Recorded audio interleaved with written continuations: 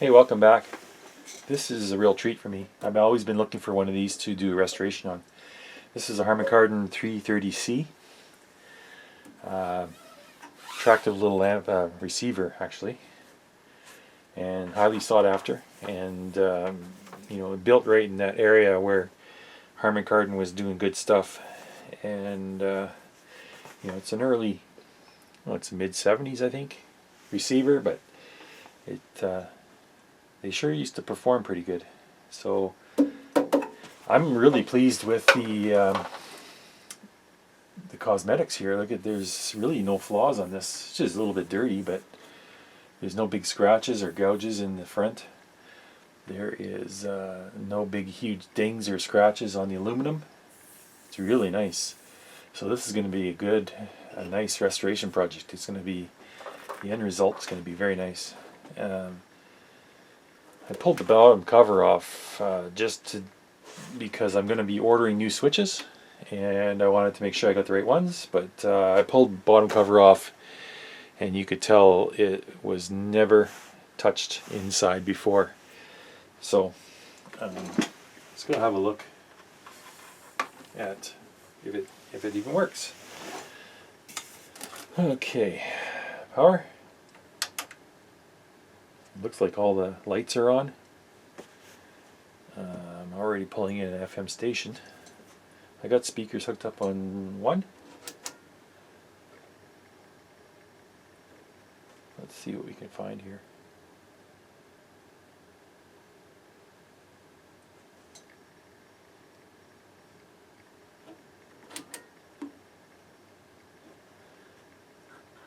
I'm getting anything on the audio. I'm getting the signal.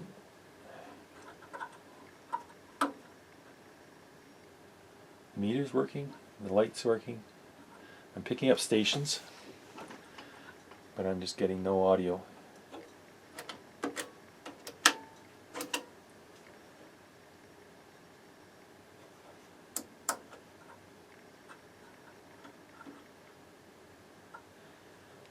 Well, looks like we got a repair on our hands here.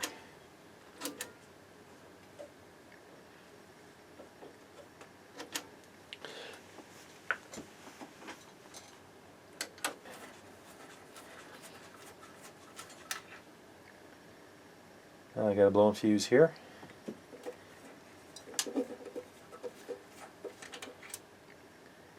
And a blown fuse here. Let's pop new fuses in here and see if it works.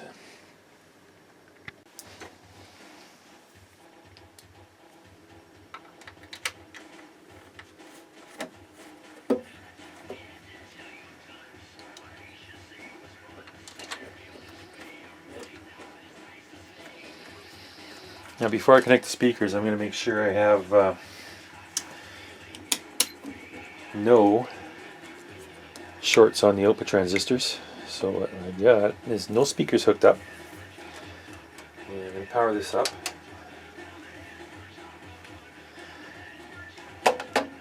And then we'll see what we have for on the outputs.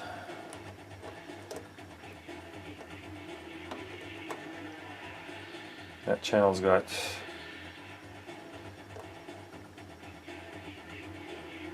that one's good. That one's good too.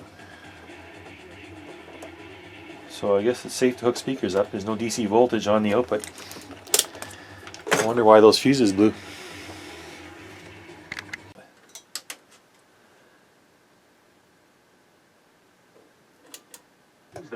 It's a really tough line to walk because people want things that entertain them outside the game, but they don't want to.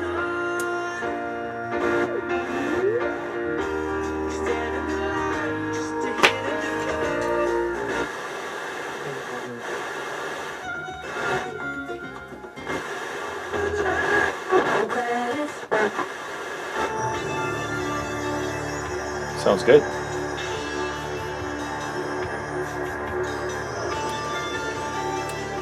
That button's a little sticky.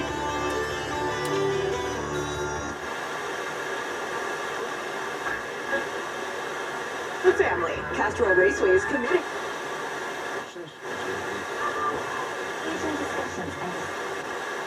get into your for that, so. A little bit weak on the March signals, 3rd but at 6 p.m.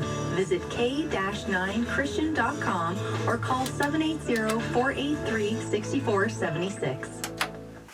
okay, got the screws out, cover off,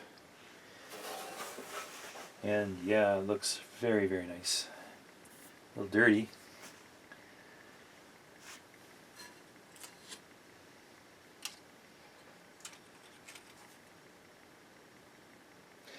Very clean inside. I don't think it's ever been touched. Previous owner, this is an eBay junk find for parts not working. The previous owner says power's on, but he couldn't get any sound. Well, obviously not. There's two blown fuses on the speaker outputs. But hey, you know, not everybody knows to check these things. Yeah, very nice unit. I'm going to replace these 5 switches. I'm going to replace all of the caps, including the main filter caps. And I believe, turn this on, all the light bulbs are working. I was thinking of doing an LED. Sorry, I was thinking of doing an LED upgrade, but I don't know. It's looks so nice with the regular. A little bit scratchy, but very, very nice unit.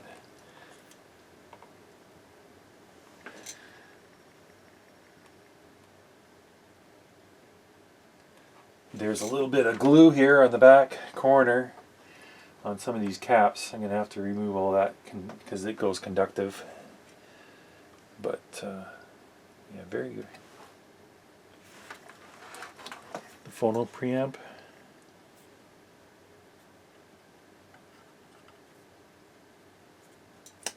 Okay.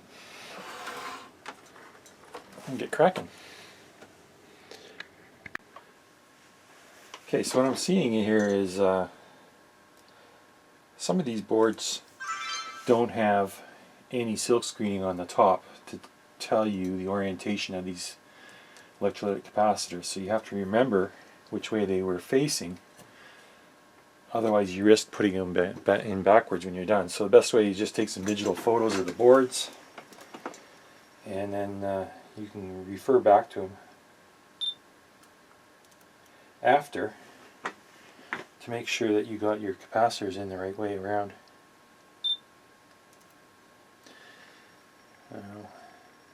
I'm finding all these, well, not all, but this, for example, this power supply board, it's all like saturated with the conductive glue. So I'm going to have to spend a lot of time digging out these capacitors because they're glued down. And I don't want to use any force because these boards are so brittle they'll just snap and crack. So I want to be going, take my time at this and go careful. But just wanted to mention that. Another thing I just wanted to mention here is these tuners that have the variable capacitor. These are just aluminum plates, and they're quite fragile and soft. So what I do is I just completely close the capacitor. See that? Completely close it off, so that there's no chance of hitting that with a tool or bumping up against it and damaging those plates, and then that would ruin that tuning capacitor. So just make sure you close it, and it kind of keeps it protected. I just want to show you this glue they put in here. It's conductive glue that they put. Well, it turns conductive after time, over time, but they put this stuff in here, and it's. You got to be really careful pulling these out of the printed circuit because you can bugger up the traces on the other side. But look at that. And all 4 of these are just swimming in this stuff, so I have to dig it out carefully and go at it slowly. So I don't want to damage the PCB board, I don't want to damage the copper traces, and I don't want to damage any adjacent components. So fun, fun, fun.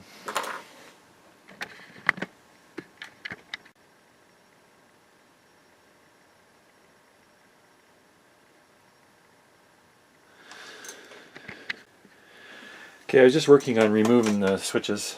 I just got them out. Had a real problem getting the solder joints with the solder wick, but managed to do it without soldering any of these wires or breaking anything. So, but I just wanted to show you this, the switch assembly, and I want you to look at all this black on the terminals. That's all oxides. Silver that's oxided, or silver that oxidized, and you know, the inside of the switches is going to look the same, but this is even though these switches are like brand new, I'm going to be replacing them anyway. This one, for example, is stuck. Something wrong with the inside of it. And they're all pretty, they don't feel right, like they're dry. Well, they're 45 years old, right? So I'm going to replace these two with silver plated. I'm going to replace these three with gold plated switch, so that we don't have the oxide problem again. Okay, one of the things I need to tackle on this receiver is this meter. It was stuck halfway up, and I think the movement is sticky. So I'm just going to do a test here and hook up my function generator, and we're going to see how it's working. So let's turn this on. I'll turn it up. So the meter's working, the coil's working, everything's working, but if I turn off the signal, it gets stuck. It doesn't return to zero. So I'm wondering, let's crack this open. What do we need here? We need a flat screwdriver.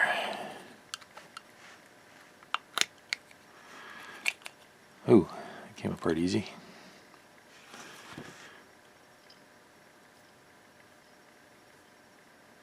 Yeah, so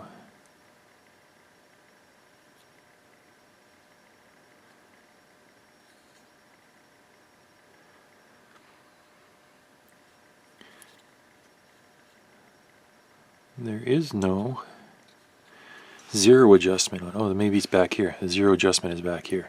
I see that. Okay, so what I'm going to do is I'm just going to loosen off the bearing on the front, and I'm going to see if I can crack this. It's sealed with the glue, but we'll just crack this a bit. It's very tight.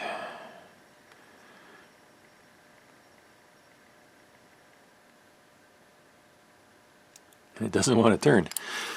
Oh boy, I don't want to force it.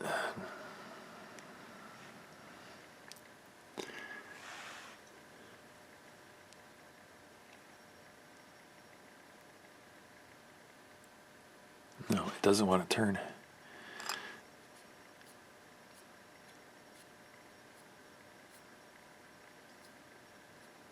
Seems like I put enough stress on it, it might.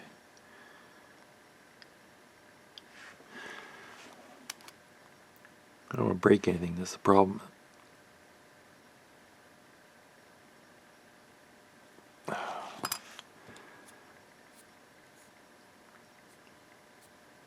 whatever I did seems to have cleaned it up, so it's working now.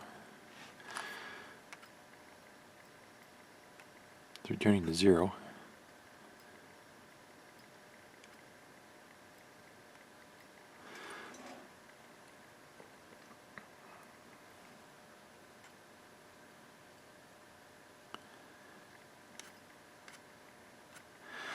What I'm going to do is zero this out. I don't think it's quite down to 0 yet. It's a little above. It should be right about there for 0, I think. At that cross intersection of those two lines. Not that it makes much difference. It's not an accurate thing. Seems to be working now, though. I'm wondering.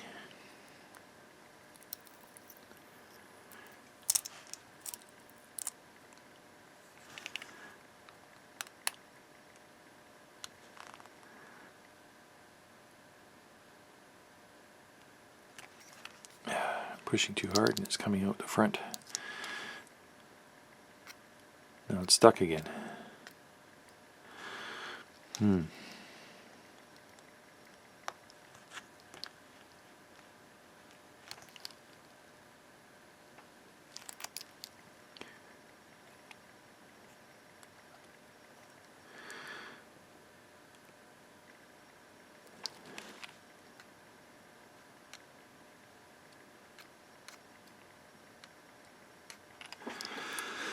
Let's turn this down. There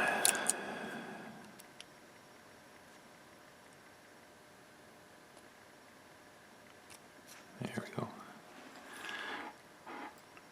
Okay, I think we're right at 0. And the meter's working. I'm going to put it back together and stop monkeying around with it before I break anything. Just want to show you a few things about this receiver that really stunned me when I first got it. I was really surprised at the pristine condition it was in and the low hours it's seen. And going through and recapping this thing was probably a waste of my time because I haven't found any bad caps in it, even though it is 45 years old.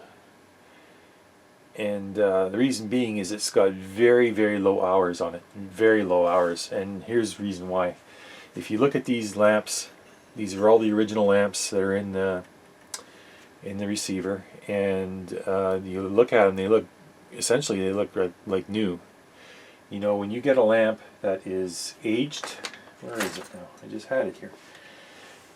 When you get a lamp that has a lot of hours on it, it ages, and you can see how it turns dark inside. Here's an example. This is out of a microwave, and what happens is over the hours, the tungsten filament, it evaporates metal ions, and they get deposited on the inside of the glass, and that gives it that dark glass smoky look. And sometimes it even has like a reflective mirror look. That's how you tell it's got a lot of hours. But if you look in these bulbs, they're like brand new. There's no hours on these at all. They're still in great shape. So I'm going to leave all these lamps in. There's 6 of them here. 6 of them, 1 for the meter, and yeah, there's really no reason to change those. They're working fine. They got lots of life left in them. The capacitors, like I said, I went through and tested some of these, even the main filter capacitors, and they still spec out as brand new. I really shouldn't have recapped this, but I went through and put new audio caps in, so at least they're not 45 years old anymore. They're going to be brand new caps, audio caps. So yeah, this is a real time capsule, this one. This receiver didn't see any hours at all. I can tell just by looking at the printed circuit boards. There's no problems with any areas. There's no parts that were heat soaked. It's just a little bit of dust and dirt, and this thing sat most of its life not turned on. Sometimes when you're doing a restoration, you got to take care of the little details. Something like cleaning out the phone jack. It's got a layer of crud and dirt in there.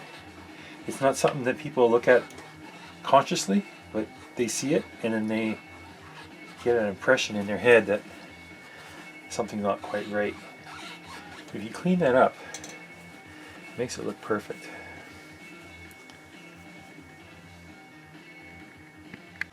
So now that I got the new switches in, I need to pull off the old buttons.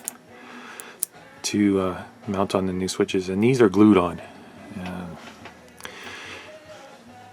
You know, I can pull on, but I just don't have enough strength and grip to pull this button off. So I get a piece of paper towel about 4-6 layers thick, and I grab it with a pair of pliers and give it a good strong pull.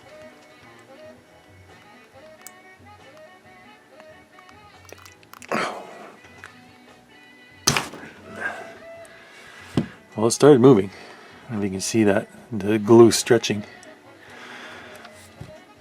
But you don't want to damage the aluminum, that's the main thing. Let's try this again.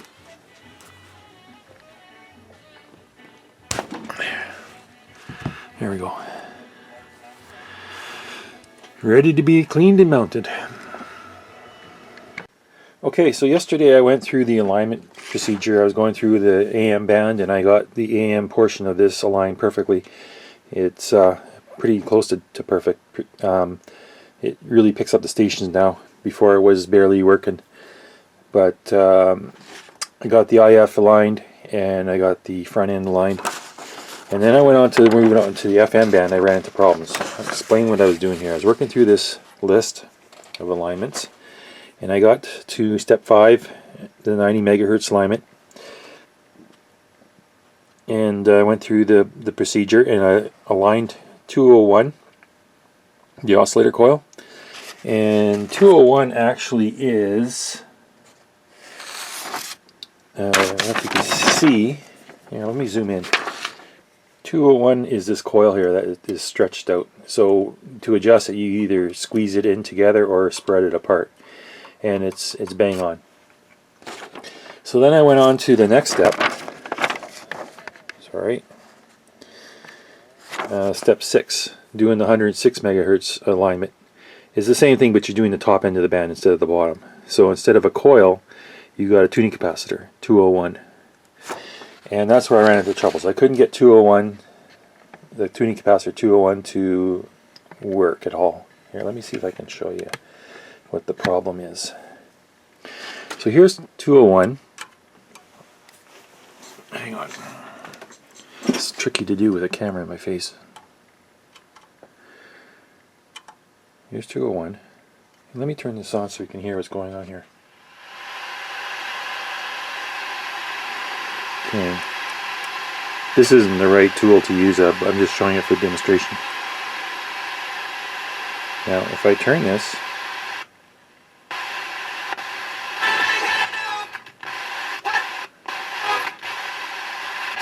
I don't know if you can see what's wrong with that capacitor. If you look really careful, you might be able to notice what's wrong with it. And that's the reason why I couldn't get it to tune in.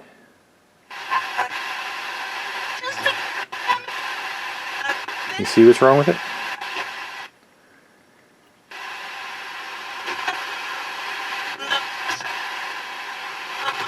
Here, I'll go like this.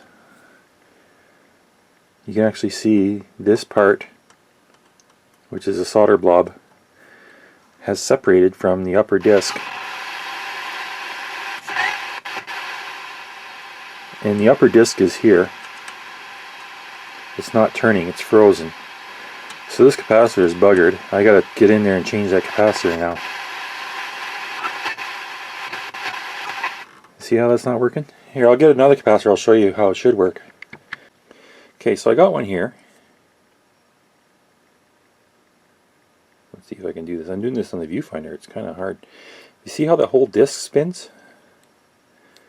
It's connected, the solder connects the disc to the screw, and the whole disc spins, right? On this one, the disc is not spinning. That disc isn't spinning at all. So that's defective. I'm going to have to get in there and change that capacitor. So I'll do that now.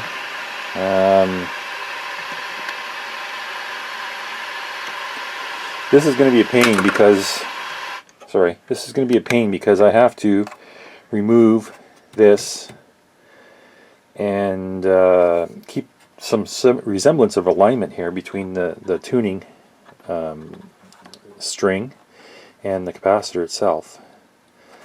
But what I'll do is I'll tune it. Let's see, let's go this way. I'll tune it right to the end. See how it's locking there? And then that's how I'll take it apart. And then when I put it back together, it should remain in the same position. I'll try to get in the same position. Don't want to screw up too much.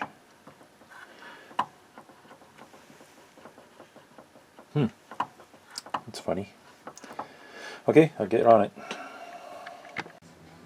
Just before I start removing this and disassembling, I marked the shaft just to make sure that I have marks to align when I put it back together. So I just get a scratch mark here, and then put one on the shaft.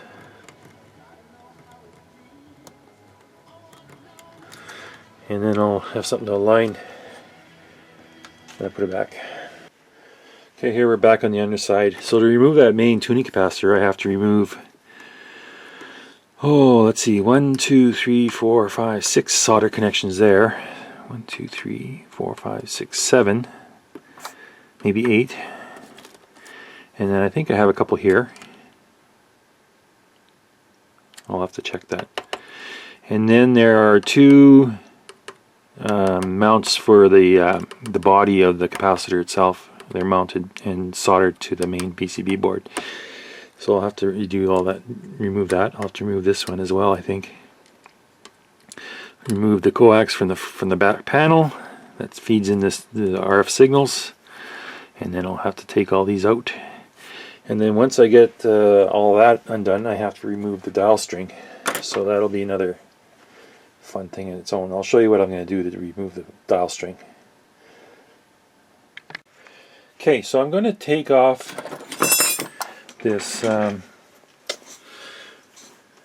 drum here for the dial string, and what I want to do is just disconnect it leave all the string. I don't want to unthread this and then have to redo it again. It's pain. It's spring loaded and everything. So what I did is I just made a pad, like in a 1/16 or just to soften this. This is out of masking tape. If I had some rubber or foam rubber or stiff foam rubber or something, I would use that instead, but I don't have anything. I don't feel like looking for it.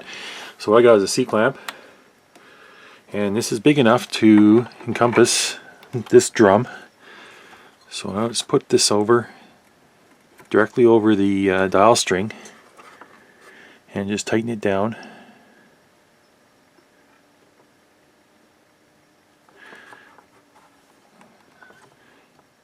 So I tighten it down. I don't want to crack anything. I don't want to break anything. All I'm doing is I'm holding that pad down to keep those strings in the grooves. So now that I got that, I should have planned that better because it's blocking my screw now. Let's turn this pad. There, that's better. No, a little more.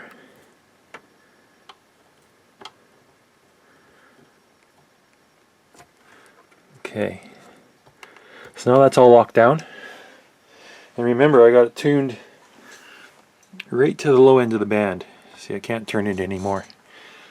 So all we do is we loosen these 2 lock screws. What the hell's going on here? Why is that all loose? I just pulled it out of the gear. I might have to fix that. Oh, these are tight. They're locked down with some glue.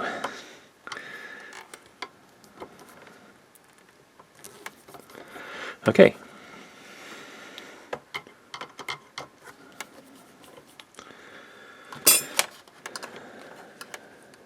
Something's wrong inside there. That tuner thing's buggered.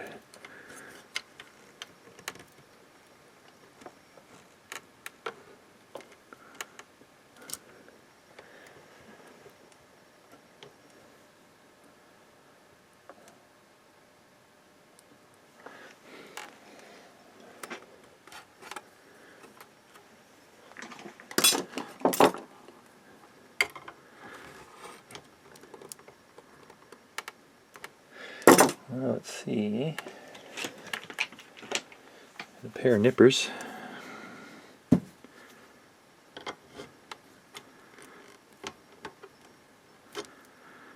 And pull it off the shaft.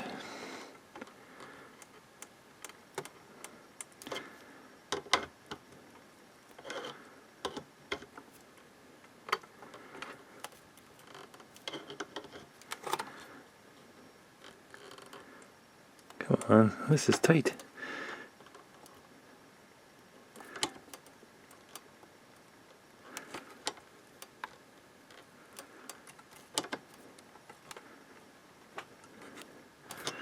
That's as far as it wants to go. I'm going to have to loosen the two side screws to swing the front panel forward. Just give me a second. It'll just buy me a few more millimeters.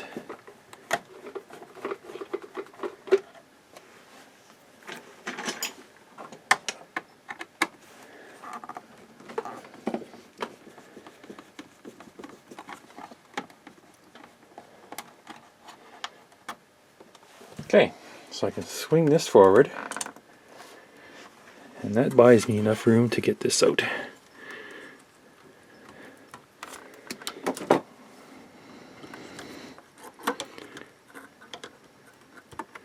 There, and that just stays together.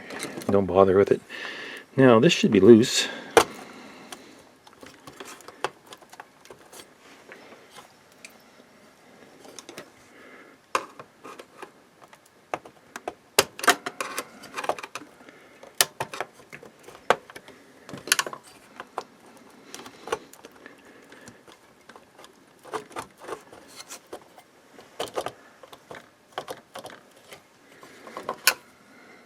I'm going to gently pry up on it. I'm going to start cracking things. I'm going to have to check underneath, make sure I got everything. Stand by. Okay, I got the tuner front end out. Took a little finessing, but it came out. I got all of them unsoldered. What was there? 1, 2, 3, 11 pins and 3 lugs. So now what I have to do is I have to get access to the underside of that printed circuit board, peeking through that hole there. So what I have to do is remove, from what I can tell, remove a ground wire. I have to remove another ground in there, and then I need to take 3 screws out. I'm going to need to pull this cover off the pins. I'm going to try that right now.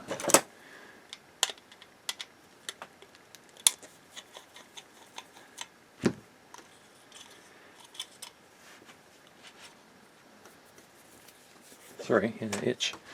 Okay, if I can get this off, that would be half the battle. No breaking it.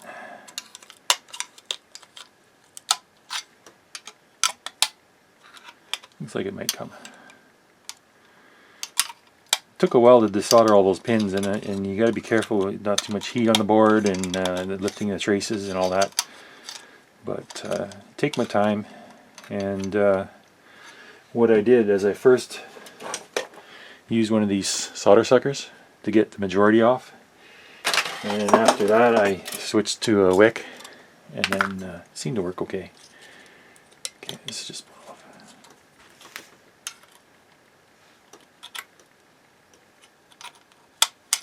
Okay, we're just about there.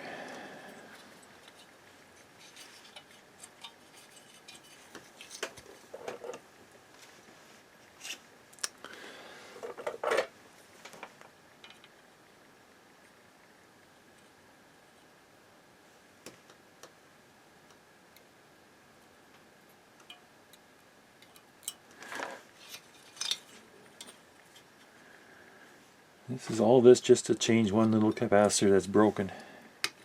I think it broke when I put the screwdriver on and started torquing on it. I think I heard a snap or something. But regardless if it was from me or not, it is broken. It needs to be changed now because the receiver, the FM won't work. Come on, I need a lot more heat here. The FM won't work without it. So we're going to have to take disassemble everything in the tuner and replace that capacitor. Come on. I need a lot of heat. I wonder. Stand by.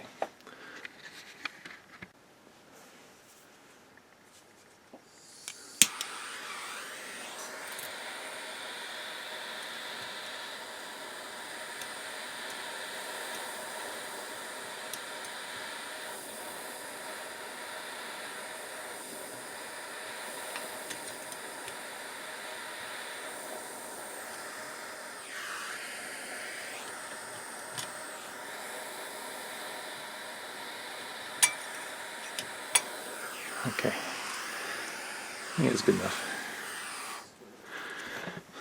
Alright, I got that. I'll let this cool down now. I'll take these two screws out.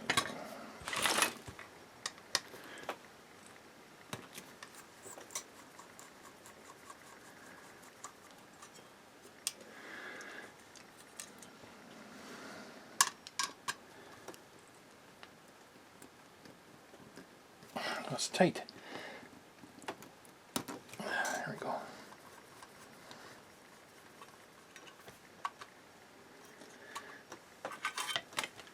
Alright, we're in. So now I can change that capacitor out. And I'll check the service manual to see if this one will work. I imagine this one's a higher capacitance because it has a thinner disc. This disc is a little bit thicker, and that's how they get it in the range. It's how close those plates are together, and the closer they are together, the higher the capacitance. I'll see if I have a red one. First step is to get it out, I guess. Let's use, we got 1, 2, 3, let's use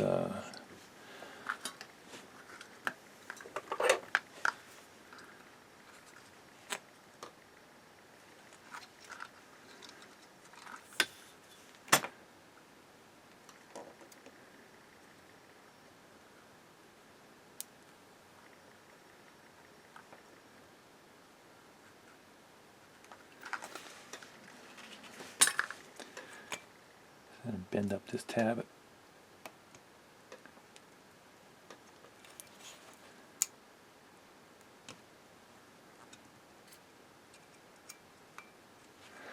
There.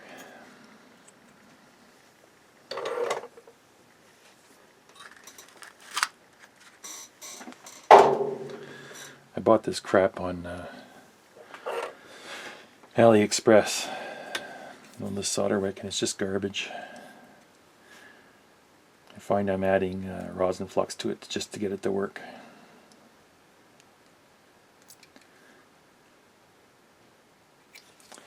Okay.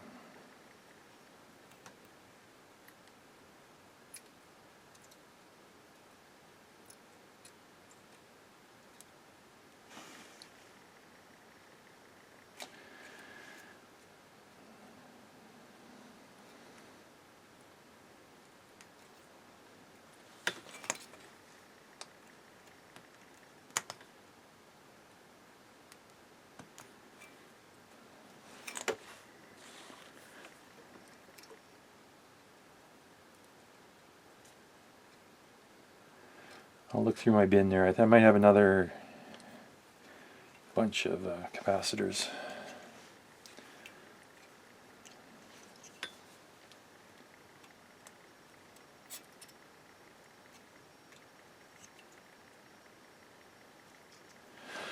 All right.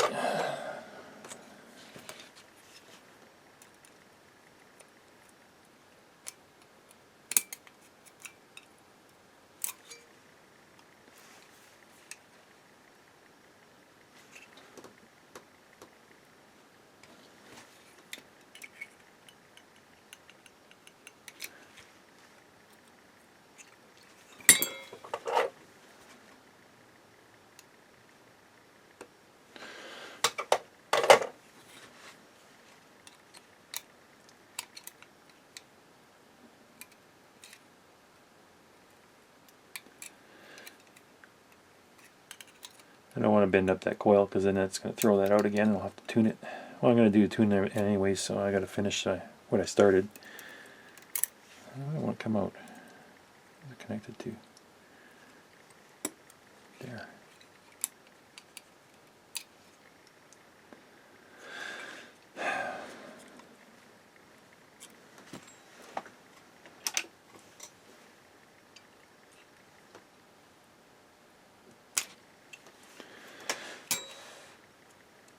All that trouble just because that disc froze to the bottom. What a pain. See how it's supposed to run? Disc is supposed to spin. Not working. Okay.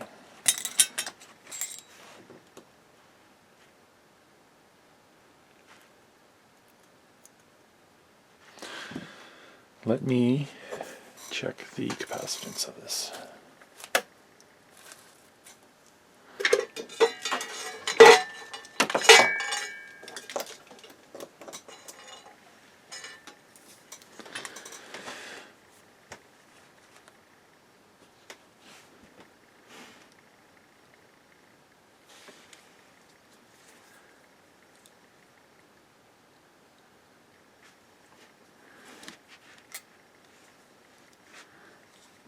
I gotta close these plates.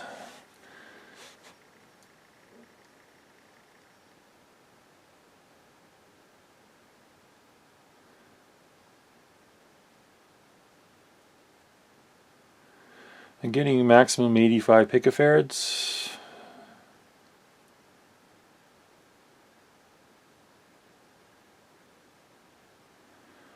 A minimum of 5 to 85 picofarad. Okay, I'm going to see the owner's manual and see what the value is for this one, and then I'll might just lop her in.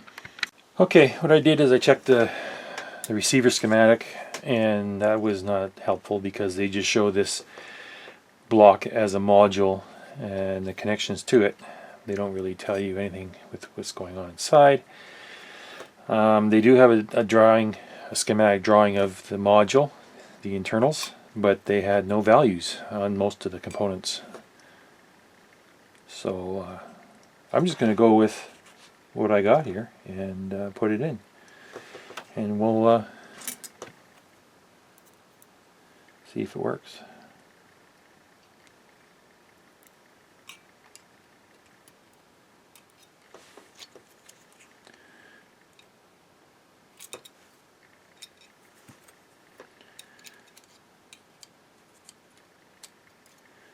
If that coil wasn't there, I'm trying to be careful of not knocking it. There we go.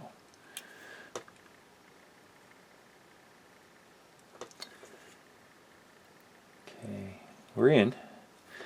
Just solder it up. I lifted a trace already. 2 traces. So let's just get this back together and get it out of here.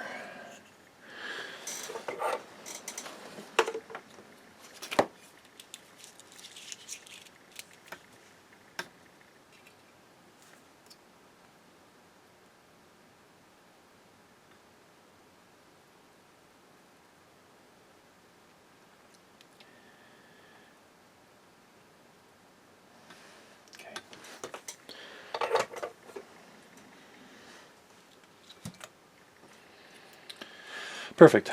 Put it back together. Oh, I want to check this. What is going on with this thing?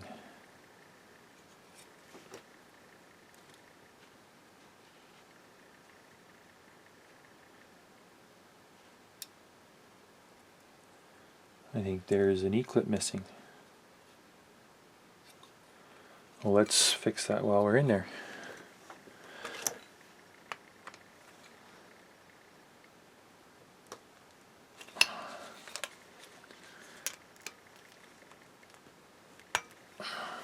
Everything's got to be so bloody tight.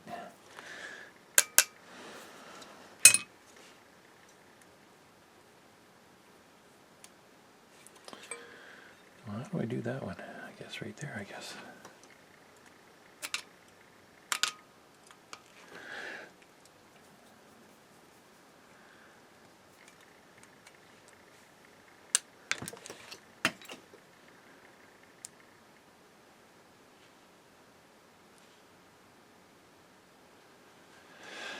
Now, can I get an E-clip in there? I gotta insert it right in there. Let's see.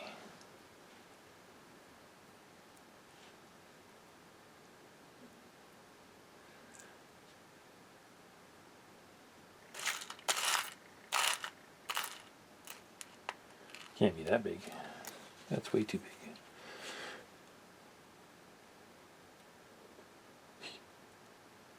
Yeah, that's way too big. Is that smaller?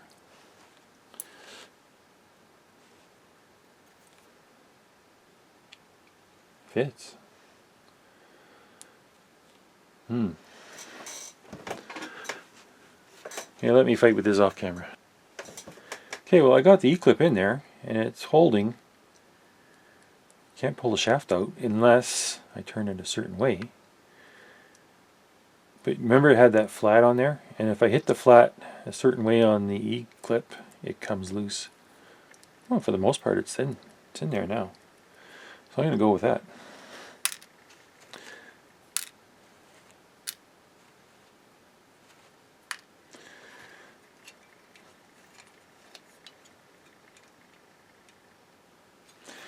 Now I need to determine, that would be this way, okay.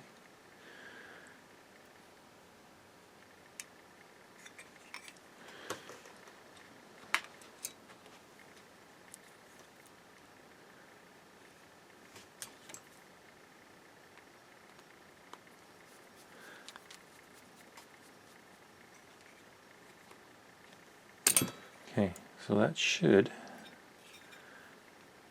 move at full range, yes.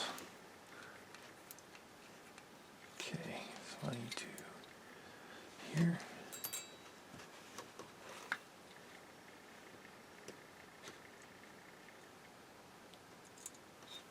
Cooperate.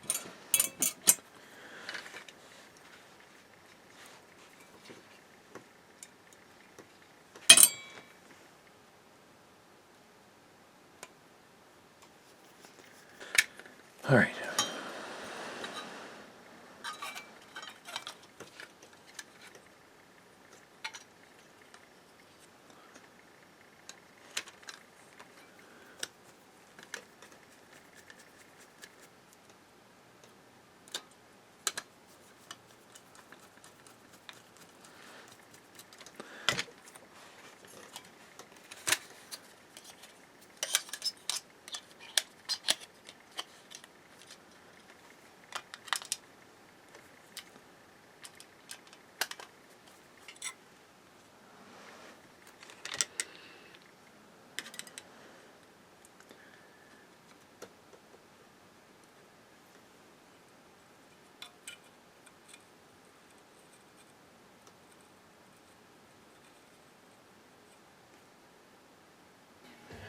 Okay, so we'll just put this back in.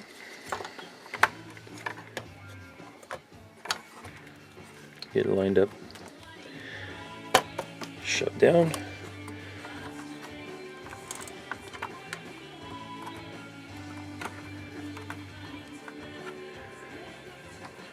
Take this off.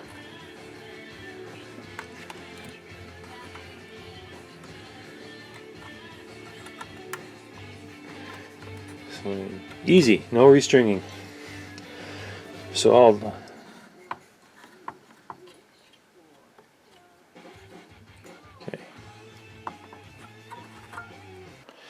Okay, I got the tuner back installed. Everything's connected. Went through the alignment again on the FM band, and everything got dialed in, so it's now good. Both tuners, AM and FM, are working great now. So we're done with that. I set the amplifier bias, or or the idling adjustment, whatever they call it, and it wasn't too far off. It's pretty good. It's all dialed in. So let's hook this up to a function generator and see what we can get here. Feeding it 40 hertz.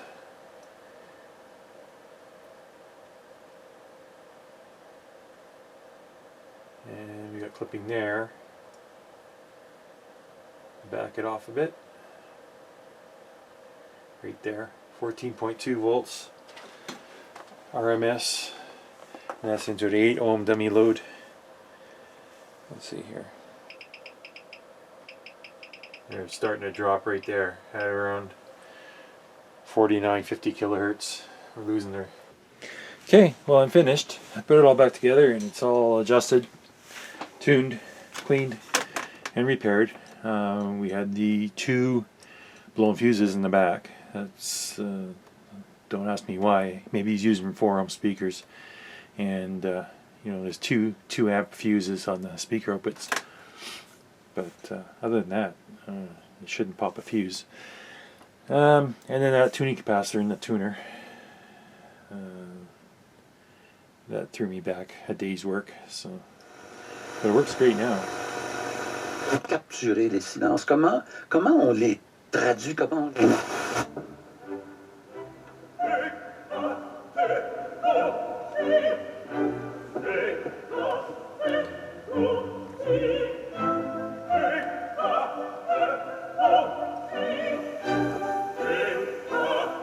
No scratchy pots.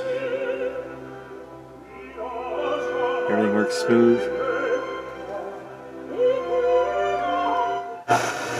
This event will have 3 licensed.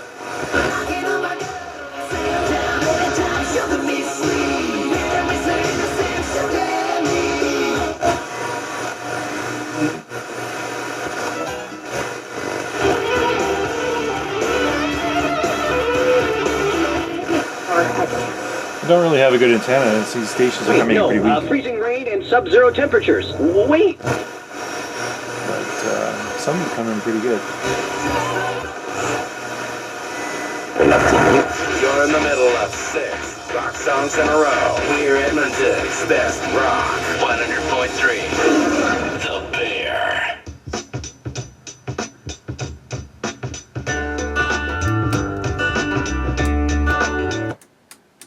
Early in the morning, rising to a street.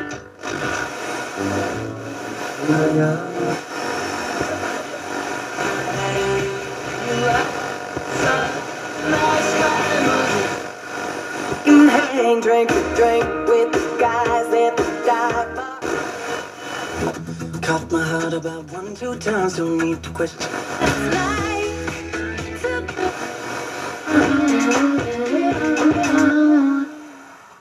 Yeah, so it's working great. Alright, thanks for watching.